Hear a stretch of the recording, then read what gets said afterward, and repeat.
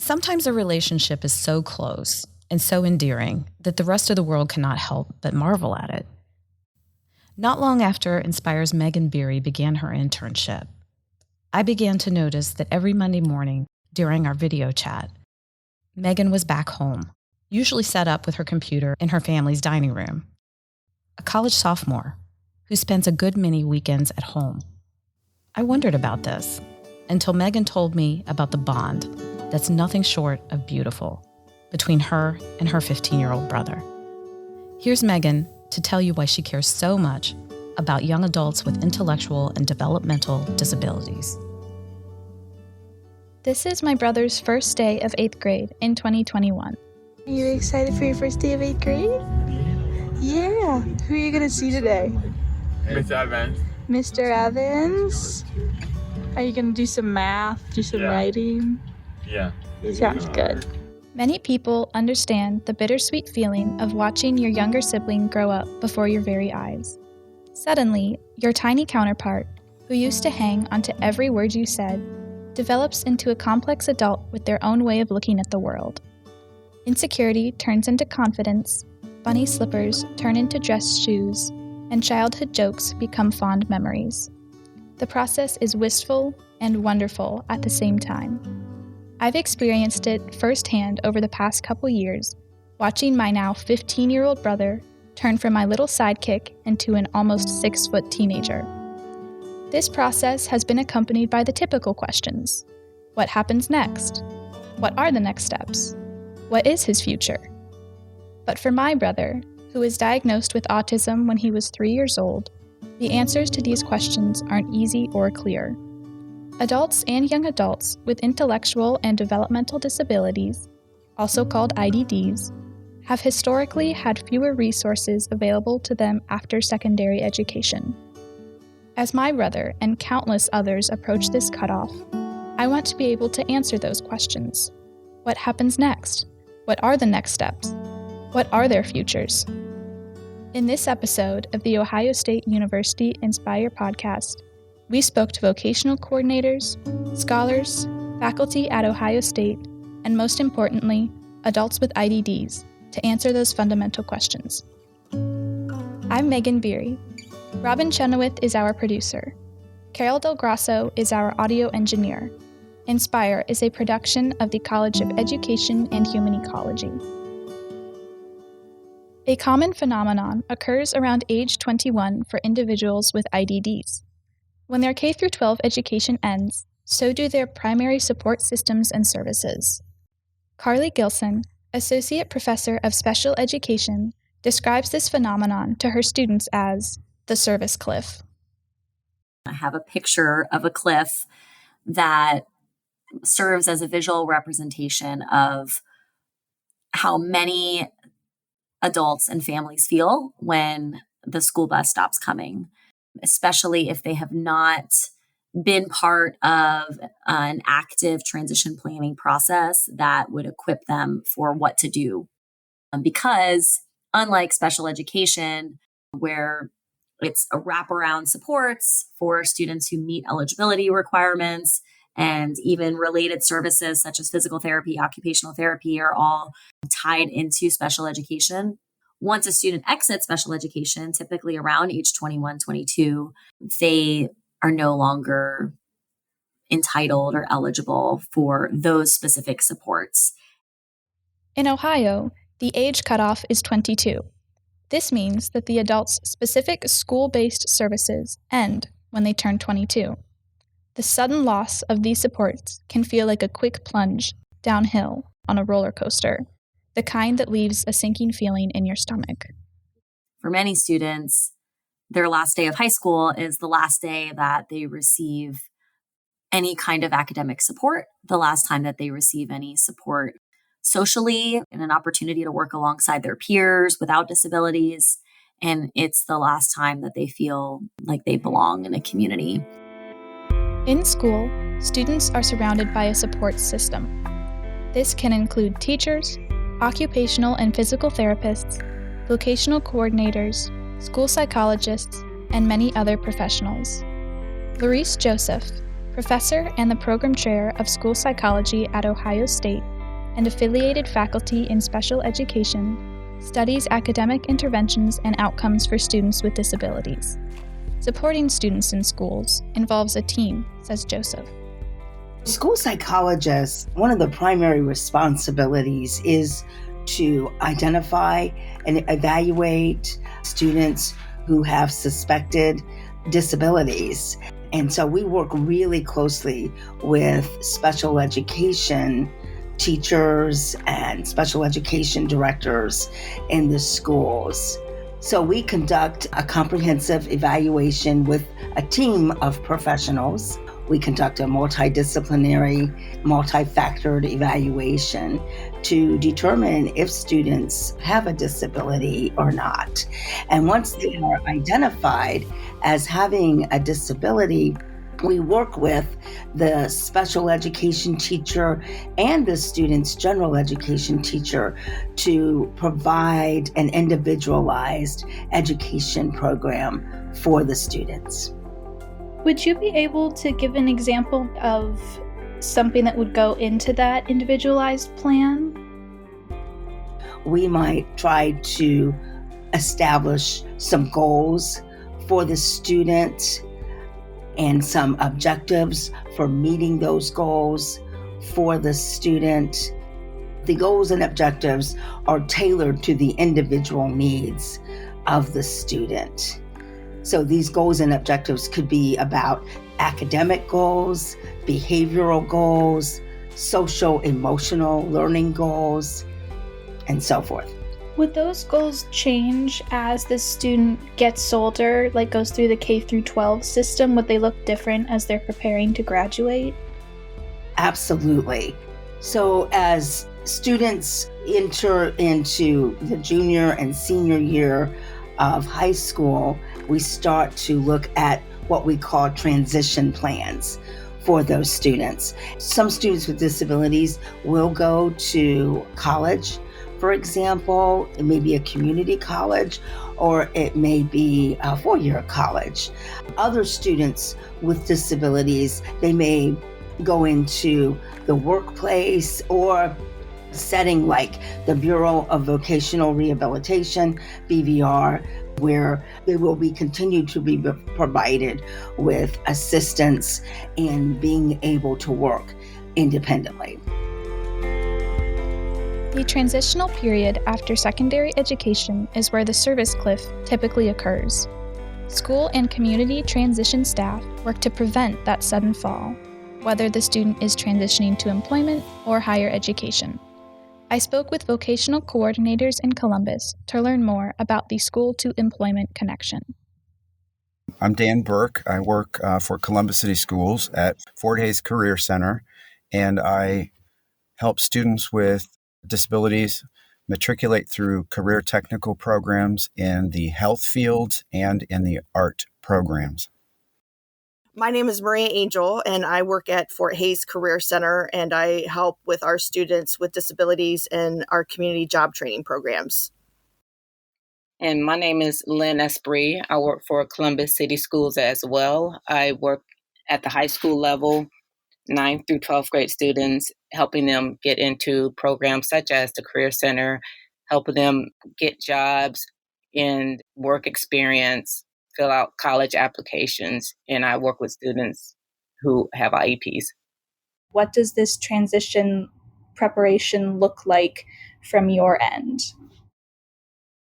You know, I always say that if it takes a general education student or a neurotypical student a village to complete their education and high school experience, it takes a village and a very active support team in place for a student with a disability to pass all the mile markers, to jump all the hoops, and to transition successfully to adult life. And so part of that support team is the transition process. It's a huge part of it, actually. And so our roles individually and collectively work together so that students have every opportunity they need to be successful citizens and productive citizens in life. I would also add that our 3 areas that we focus on when we're talking about post-secondary options is we're looking at those educational goals, their employment goals, and their independent living goals. And I just want to mention that I have 2 sons on the autism spectrum that are right in the midst of all the transition process. So I've always sort of seen this process ahead of myself when they were younger. But now, as a 16-year-old and 19-year-old, I am kind of living that as well from a parent and family perspective, which can also be very overwhelming. Dan, Maria, and Lynn work with multiple community partners. Project Search, a national program that provides 1 year of job training. Local hospitals, schools, universities, and employers. The Franklin County Board of Developmental Disabilities, and Opportunities for Ohioans with Disabilities, which includes the state's Vocational Rehabilitation Agency. Lynn works closely with the agency's vocational coordinator. What we do is we refer our students to her, and she'll come once a month, and there's just so much that they'll do. They'll do self-advocacy with our students. They'll do career exploration with our students. They'll help our students write resumes. It's whatever they need to make them successful out in the community. What does success look like? It can take on many different forms. Maybe there is something that in your years has stuck out to you, a specific person that you helped, and then they went on to do something that really just suited them and it made sense and the system worked. I have a student that I worked with who was in our law enforcement program in Columbus City Schools, which prepares students either for the world of work in security or beginning law enforcement positions per se. And this young man had a learning disability, and he ended up working incredibly hard, graduating high school, and he's now a police officer in the city of Columbus. And I'm extremely proud of that because along the way, there were many hoops that he had to jump and many hurdles that he had to crawl over.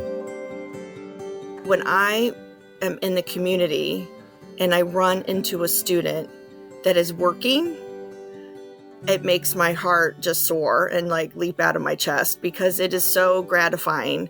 And when I see them happy and I ask them, are they independent? If they have their own apartment, and they may still be living at home, but they're catching the coda, they independently are traveling to and from work.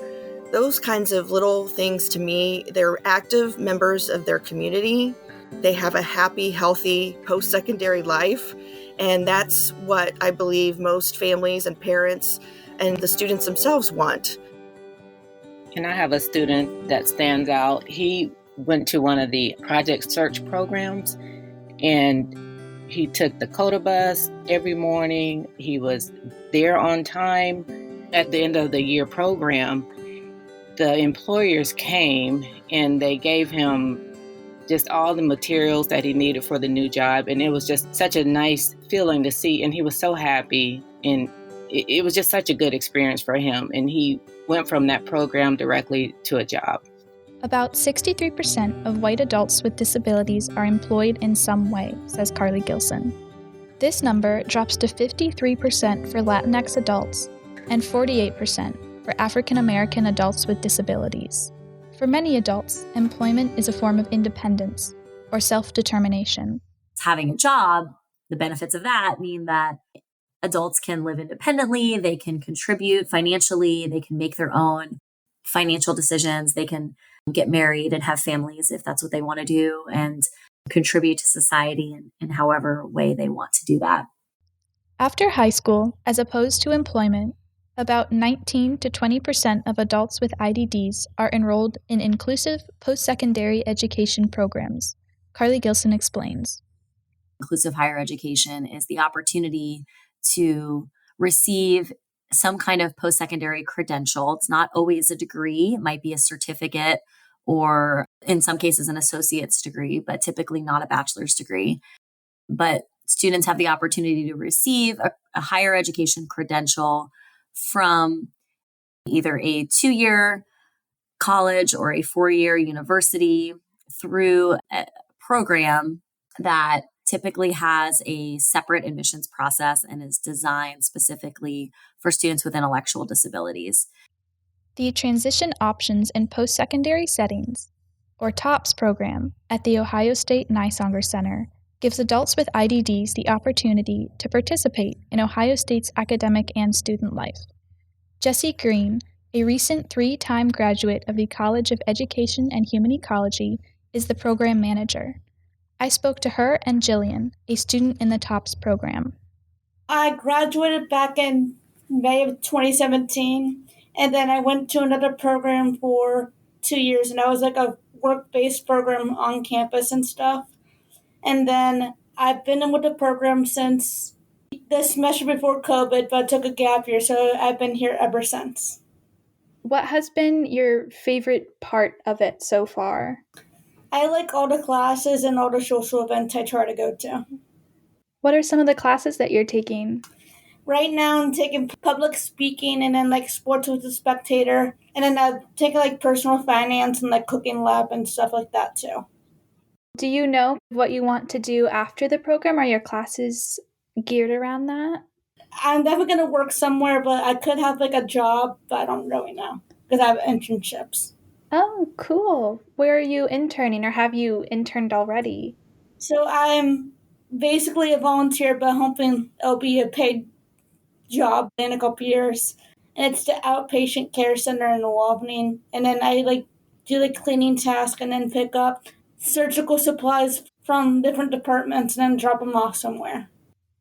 In addition to her classes and her internship with Ohio State Outpatient Care New Albany, Jillian works at Whole Foods and with Levy Restaurants in the Woody Hayes Athletic Center. Jillian's career specialist through TOPS, Ashley, supports Jillian in each of her roles. Here is Jessie Green explaining more about the career specialists. Their role is multifaceted. They meet with students regularly as a career counselor to help them navigate that process from, career exploration and here are some things I might be interested in, all the way through to finding that community integrated employment opportunity once they graduate. So, and all the in between of that is meeting with the student regularly, doing interest inventories, working with businesses to set up new opportunities potentially. Because we are so student interest focused, the world is our oyster to set up those opportunities. Sometimes they're paid, sometimes they're unpaid. It just really varies. There are 2 career specialists at TOPS who mesh the students' interests with career possibilities. TOPS employs a full-time job coach who helps the students with job-specific tasks. The coach also trains the business on how best to work with the students. But career exploration and preparation are only one part of the program. TOPS offers its students the opportunity to build a social network. Jessie Green on why that social aspect is important. Many of our students with intellectual disability have not had opportunities. They haven't had opportunities to engage with their peers. They haven't had opportunities to be where they're with folks who don't have disabilities, whether it's in a class, in a social setting, because, much of Jillian and our other students' schooling was done in more segregated settings, and she was around only people with disabilities. And I think that now that she's here at Ohio State, the opposite is true, where yes, she does spend time with other students with disabilities, but really her time is open to spend with anybody she wants and to do what she wants. So whether that's socially, at work, or in the classroom, these decisions are really led by Jillian and what she is wanting to do. What does Jillian want to do? She is a sports fan, a member of the Make-A-Wish organization at Ohio State, and loves working with Abby, her educational peer coach from the past 3 semesters. We've been really close. She's helped me a lot. She's helped me a lot with the classes and everything.